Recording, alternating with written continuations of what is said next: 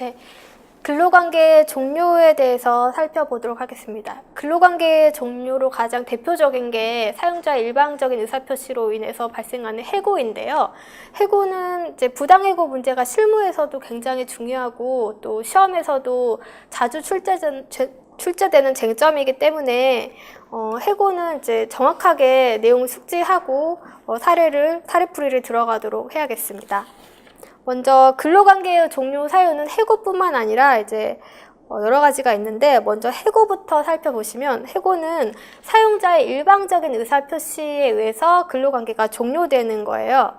그래서 해고인지 여부는 그 외형으로 평가하는 게 아니라 실질적으로 해고인지 여부를 판단하는 거예요. 그래서 이렇게 해고를 제한하는 취지는 근로자의 의사와 관계없이 사용자가 일방적으로 근로자를 해고함으로써 그 근로관계가 종료되는 근로자의 지위를 보장하기 위해서 마련된 제도인데, 이 해고는 형식적으로는 의원면직, 자기가 사직서를 제출했다고 하더라도 실질적으로 일방적인 사용자의 의사 표시로서 근로자는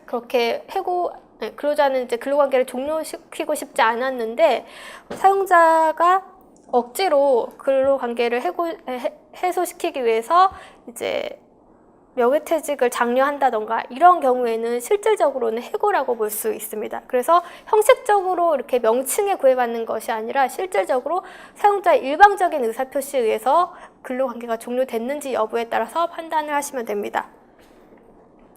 그다음에 해고 이외의 근로관계의 종료 사유는 합의 해지를 볼 수 있는데요. 합의 해지는 이제 사직의 의사표시가 사용자에게 도달하기 전까지는 근로자가 청약을 처리할 수가 있어요. 그런데 이제 청약을 아무 때나 처리할 수 있는 것은 아니고, 그 의사표시가 도달하기 전이라고 하더라도 신의 측에 반하는 경우에는 또 철회가 제한됩니다. 판례를 보시면 사직의 의사표시는 특별한 사정이 없는 한 당해 근로계약을 종료시키는 취지의 해약의 고지로 볼 수 있는 거예요. 그래서 이 해지의 통지를 하는 사직의 의사표시가 사용자에게 도달한 이상 근로자는 사직의 의사표시를 처리할 수 없다고 봤습니다. 그런데 이제 사용자에게 도달하기 전에, 의사표시가 도달하기 전에는 철회를 할 수 있는데, 다만 근로자의 사직 의사표시 철회가 사용자에게 예측할 수 없는 손해를 입게 하는 경우에는 신의 측에 반한다고 보아서 이 경우에도 철회가 허용되지 않는다고 보고 있어요.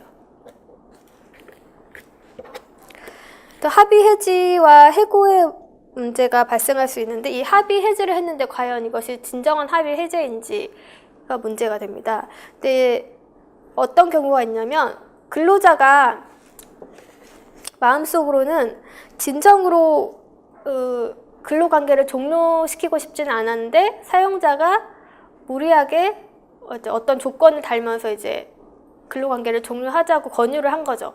이때 이제 근로자가 고심 끝에 그래도 어쩔 수 없다라고 생각하고 근로관계를 종료시키고자 하는 의사표시로서 합의 해지를 한 경우에 과연 이것이 실질적으로 해고에 해당하는가 문제가 되는데, 판례는 우리 민법의 비진의 의사표시의 법리를 들어서 이 사직서 제출에 비진의 의사표시에 해당하지 않는다면 이것은 합의 해지라고 볼 수 있다. 실질적인 해고가 아니라 합의 해지라고 볼 수 있다고 봤는데, 이 비진의 의사표시는 민법에서도 배웠듯이 여기서 말하는 진이란 특정한 내용의 의사표시를 하고자 하는 표의자의 생각이지 마음속으로 진정으로 바라는 것이 아니잖아요. 그래서 실질적으로는 근로자가 근로관계를 종료시키고 싶지 않았다고 하더라도 나중에 여러 가지 조건을 들어보고 사용자의 권유에 이제 어쩔 수 없이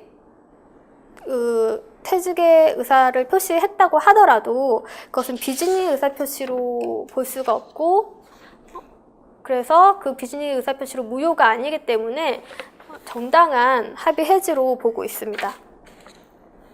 그래서 이 사용자의 의원면직 처분을, 이 의원면직 처분이 바로 합의 해지랑 같은 의미거든요. 그래서 이 의원면직 처분이 정당하다고 본 판례입니다. 그리고 사용자의 일방적인 의사표시 이외에도 근로가 자동적으로 소멸하는 경우가 있는데, 그 경우는 당연퇴직 사유로서 이제 근로자가 사망하는 경우에는 당연히 근로관계가 종료가 되겠죠.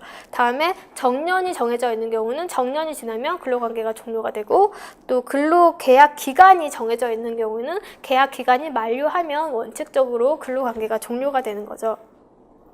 그런데 계약 기간이 정해져 있다고 하더라도 그 계약의 기간이 형식에 불과한 경우가 있어요.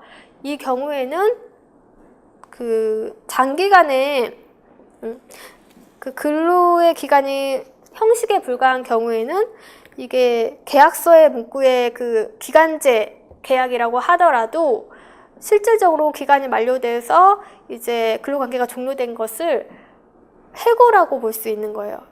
그런 그 논거가 뭐냐면, 원칙적으로는 기간이 만료되면 종료하는 것이 맞지만, 그렇지만 한편으로는 이제 기간을 정한 근로계약서를 작성한 경우에도 예컨대 단기 근로계약이 장기간에 걸쳐서 계속 반복된 거예요. 반복되고 갱신된 경우에는 그 정한 기간이 형식에 불과하다는 거죠. 그래서 계속 반복적으로 다시 근로계약이 체결되었기 때문에 이 경우에는 당연히 근로계약의 기간이 형식에 불과하다라고 보아서 근로계약의 갱신을 거절하는 것을 실질적으로 해고라고 본 판례가 있습니다. 판례는 기간제 근로자에 대한 그 해고 법리에서 굉장히 중요한 판례니까 잘 알아두시고요. 그 다음으로 갱신 기대권이 인정되는 경우가 있어요.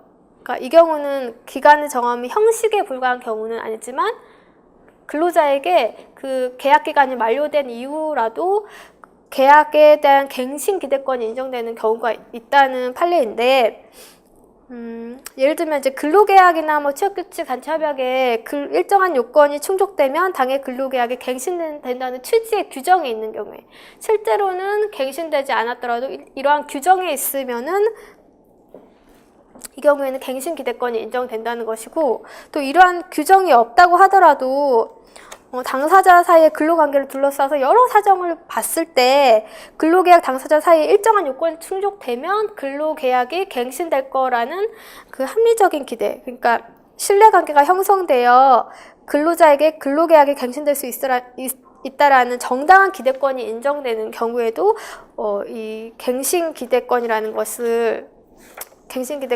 법리를 이용해서 판례가 갱신을 거절하는 것 자체를 실질적으로는 해고라고 보고 있어요. 그래서 정당한 이유 없이 갱신을 거절하면 부당해고로 판단이 되는 거죠. 다음에 이제 근로기준법상 해고의 제한 규정이 나와 있는데요. 일단 조문을 보는 것이 굉장히 중요한데, 특히나 해고는 중요한 법리이기 때문에 이 조문 전체를 아우르면서 위치를 파악하시는 게 중요합니다. 23조부터 35조까지 중요한 조문을 조금 기재를 해봤는데요. 23조를 보시면 해고 등의 제한 규정이 있죠. 해고는 정당한 이유 없이 하지 못한다라고 규정되어 있고, 그다음에 24조는 이제 경영상 이유에 의한 해고 규정을 두고 있죠. 그러니까 일명 정리해고, 기업이 도산했을 때 이 정리해고에 대한 요건과 절차를 24조에 굉장히 구체적으로 설치를 하고 있어요. 그래서 조문만 보면 요건을 바로바로 이렇게 파악할 수 있기 때문에 경영상 이유에 의한 해고는 요건을 따로 암기할 필요가 없어요.